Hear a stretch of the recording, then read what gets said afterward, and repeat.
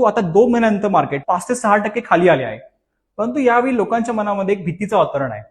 त्यासाठी बरेच कारण समोर येत आहेत, जसं की इराण इस्रायलचं वॉर झालं किंवा US आणि जपानची एक ढासळलेली आर्थिक अर्थव्यवस्था.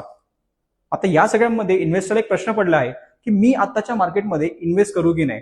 आपली इंडियन इकॉनॉमी ही जगातली सध्याची फास्टेस्ट ग्रोईंग इकॉनॉमी आहे. त्याचबरोबर 15 वर्षाचा इतिहास बघितला तर एक 8 ते 10% करेक्शन ही आपल्या मार्केटसाठी एक नॉर्मल गोष्ट आहे. इंडियाचा आपला जो प्राइस टू अर्निंग रेशो आहे तो आहे सध्या 23 आणि तो आहे 5 ते 10 वर्षाच्या ऍव्हरेजच्या बऱ्यापैकी खाली. सो येणाऱ्या डीपमध्ये आपल्या मार्केटमध्ये इन्व्हेस्टमेंट करायची एक सुवर्ण संधी तुमच्यासमोर चालून येत आहे. सो या सगळ्या गोष्टींचा आपण लाभ घेतला पाहिजे. एक्झॅक्टली 6 ऑगस्ट या बॉटमला आम्ही तुम्हाला एक मार्केट अपडेट दिलेली की या मार्केटच्या पॅनिकमध्ये घाबरण्याची काही गरज नाहीये.